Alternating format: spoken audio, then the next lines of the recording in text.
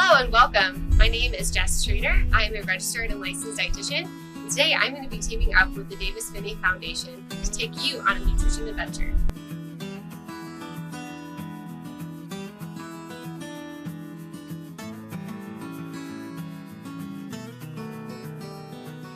Alright, first stop on our grocery store tour is this section, which is one of my favorites because, like I said earlier, we're talking about nutritious, easy, fast meals to prepare. So let's start with the Heaven's Meal.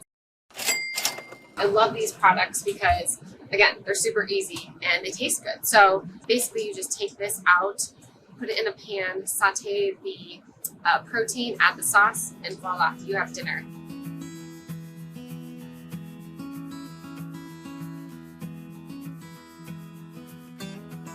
We've got shredded rotisserie chicken. And one of the reasons why I love this is that you can get a whole rotisserie chicken, but sometimes we just don't want to take it off the bone, right? So this is already off the bone, ready to go. You can mix this with your favorite sauce. You can put it in a tortilla and make it a wrap for lunch really quick on the go.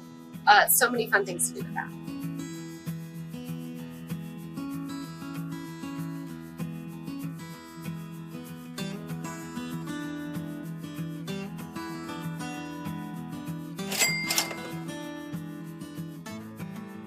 One of the things I love about this bread is the amount of fiber it has. So if we look at the label, we can see that this bread has 5 grams of fiber per serving. Most average people should have about 25 to 35 grams in a day, and this is going to help with constipation. One of the other aspects I love about this bread is the amount of protein that it has. So we've got about 7 grams of protein per serving. That's huge. So when we're comparing costs, one of the things that might steer you away from this type of bread versus this bread is the price. So this loaf of bread is only $1.19 compared to this loaf, which is $4.99. Now that's a major difference in price. However, this loaf is going to pack more nutrition like we spoke about earlier. And if you want to, you can just freeze any extras that you're not using. When it comes to tortillas, obviously there are a lot of options. One of my favorite ones to choose is the Mission Carb Balance Tortilla. Not necessarily because it's low carb. We're not necessarily concerned about that. But one of the things that I love is the amount of fiber that this one has. These tortillas have about 15 grams of fiber and 5 grams of protein, compared to just a regular tortilla, which has only 1 gram of fiber and 4 grams of protein.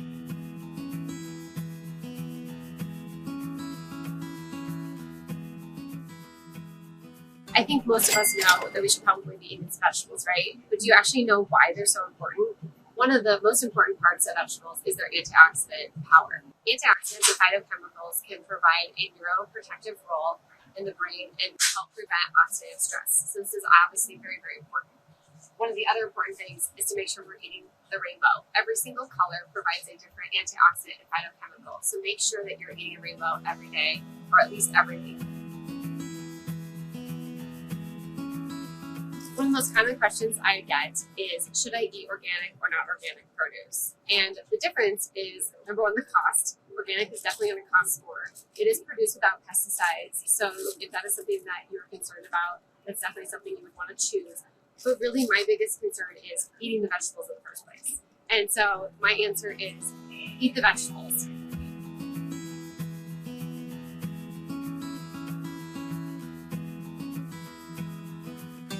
One of the things that I like to focus on is buying whole vegetables versus pre-cut. So just a price comparison, you can get this full bag of carrots whole, which you can cut yourself, or you could roast and cook, which I will feature later.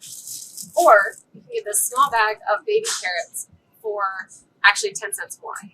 Another cost-saving tip is to buy in bulk. Sometimes this is appropriate, sometimes it's not. It depends on the product and how often you feel like you will use it, and if you will use it in enough time before it goes bad.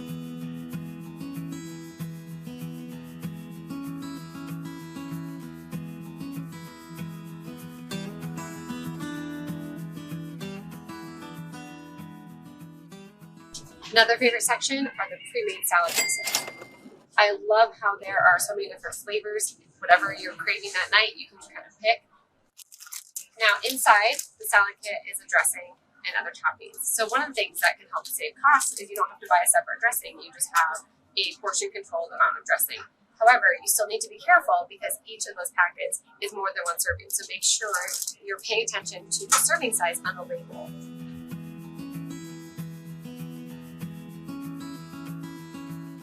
Another meal planning tip that I have is buying canned vegetables. There's a myth out there that we shouldn't be eating any canned vegetables, and I would like to debunk that. They're super easy to cook and provides a fast and easy way to get your vegetables.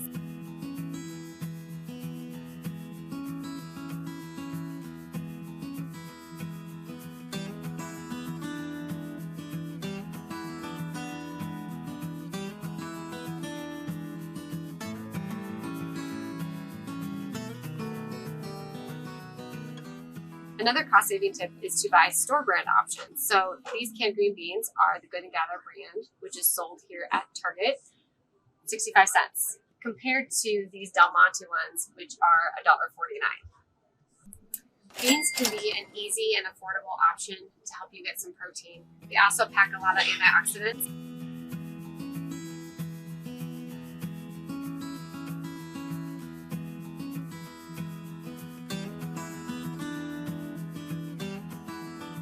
Another cost-effective and easy option for protein are these packets. These pouches can provide you with an easy and fast protein option. I love putting them into a tortilla and making them into a wrap, or you can actually just eat them right out of the packet. They don't have to be refrigerated, so they also travel really well. You can choose from salmon, chicken, and tuna.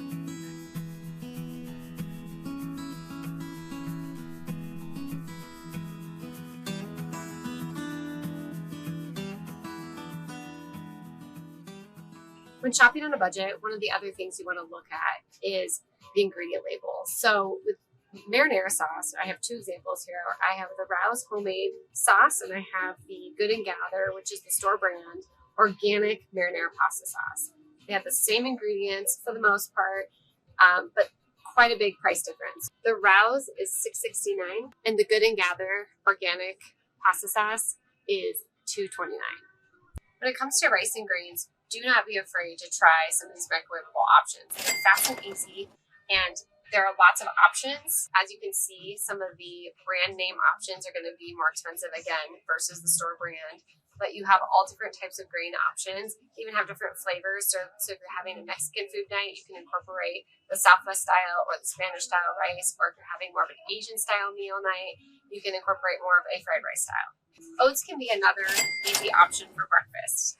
We have baked oatmeal that we can make. We can do overnight oats, mixing it with some yogurt. We can do traditional oatmeal if we want, or you can make even a cold oat cereal, which is muesli.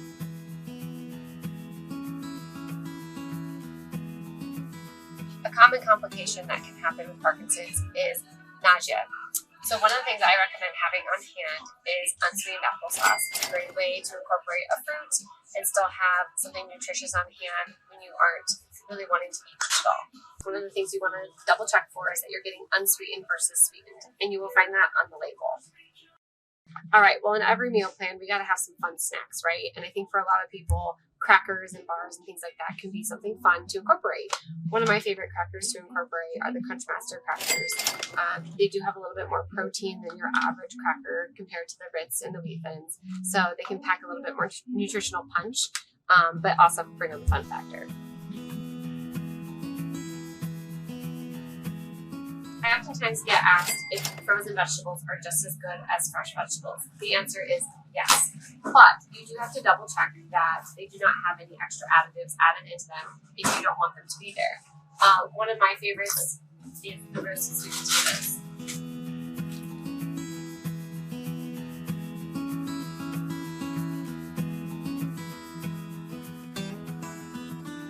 Another frozen food option that is just like the fresh is fruit.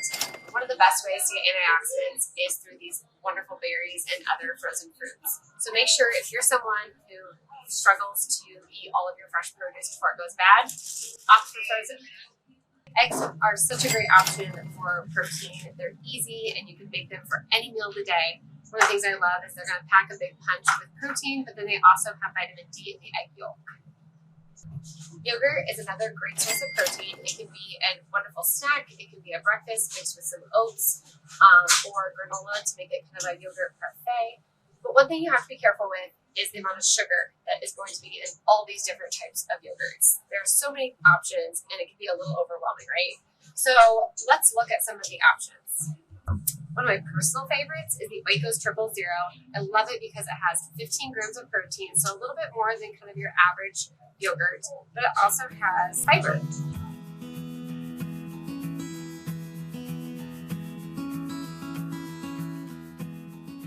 One thing that people with Parkinson's can do to improve their nutrition is to be consistent. What that means is, aside from drinking water every time they take their medication, it is also being consistent with meals, making sure that you're eating regularly throughout the day, and also making sure to include a protein with each of those meals, as well as incorporating some fruits and vegetables.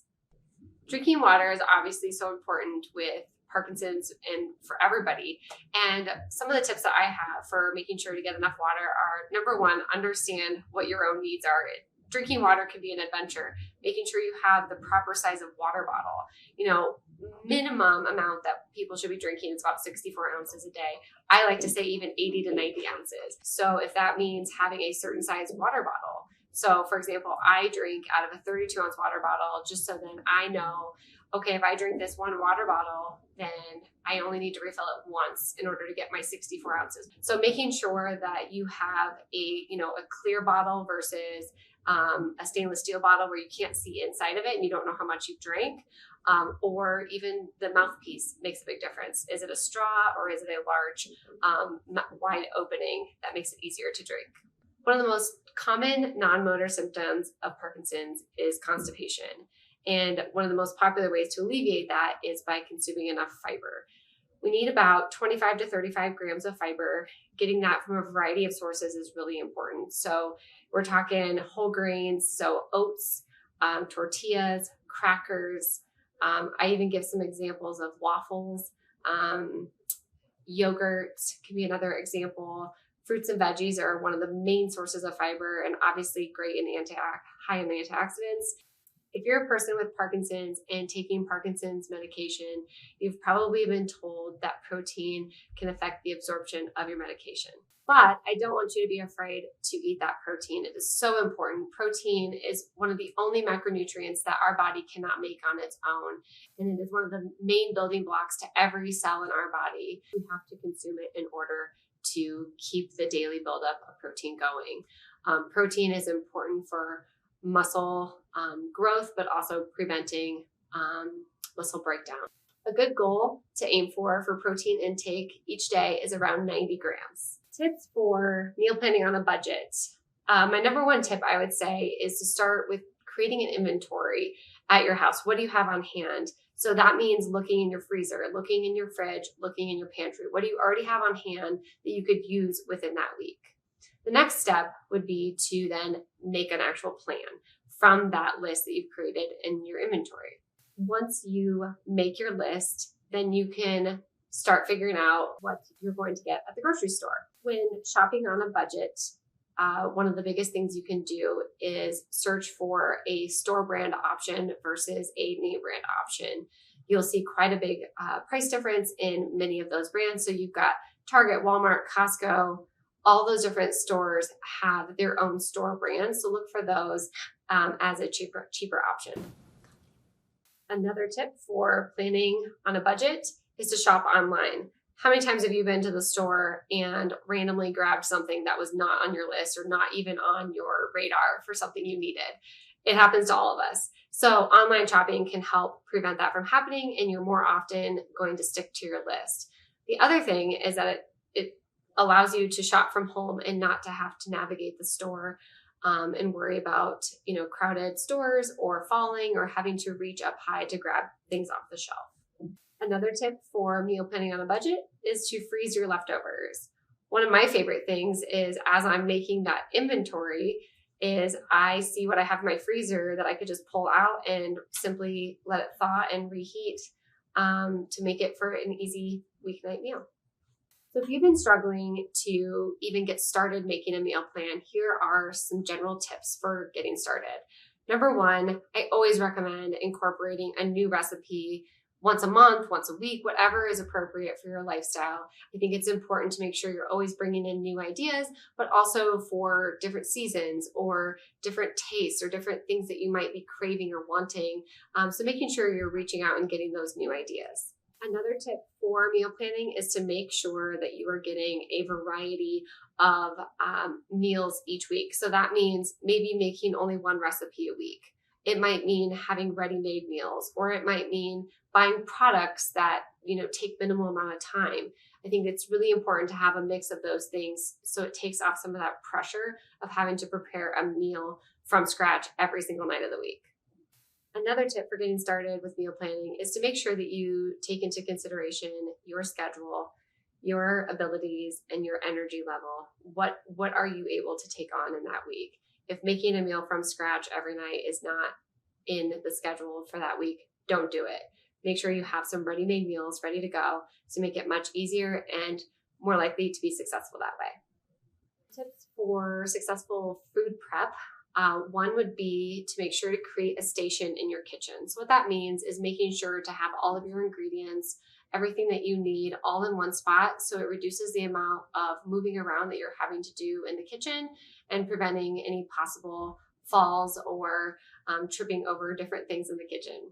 Another tip for successful food prep would be to make sure to have a combination of ready-made foods plus fresh. By having a combination, that reduces the amount of time and the amount that you're actually prepping.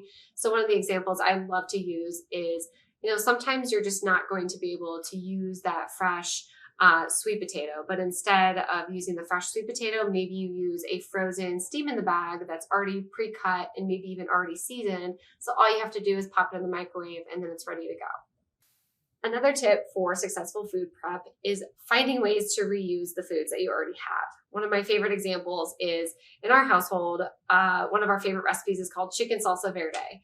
And it's super easy. Basically, just put 6 chicken breasts into the crock pot, a can of tomatoes, a jar of salsa verde, and then some other spices. And then you just let it go all day and you come home and it's wonderful. But it makes a lot of food. And by day 2, going into day 3, the family's like, I've had enough of it. So what you could do is make it into something else. So my family loves quesadillas. So we might make it into like a chicken quesadilla type of food, or even chicken enchiladas would be another great option. So you can also do tacos. I mean, you name it. Limitless options, but all it took was that one recipe and it took 15 minutes to prepare it, and we got 6 different meals from it. I know you would love for me to tell you that there is a specific diet to follow, but I'm sorry, I'm here to say that there is not a specific diet to follow. Instead of focusing on a specific diet, what I was just focusing on are the simple things, such as, are you drinking enough water throughout the day? Are you getting, a minimum of 64 ounces, but maybe even closer to 80 to 90 ounces of water in a day? Are you incorporating some lean proteins into your day? Are you eating fresh vegetables and fruits? Are you getting fiber into your day as well through whole grains and through those fruits and vegetables? Those are the things that you need to be focusing on versus a specific diet. You can't control what your Parkinson's is going to do, but you can control what you put into your mouth.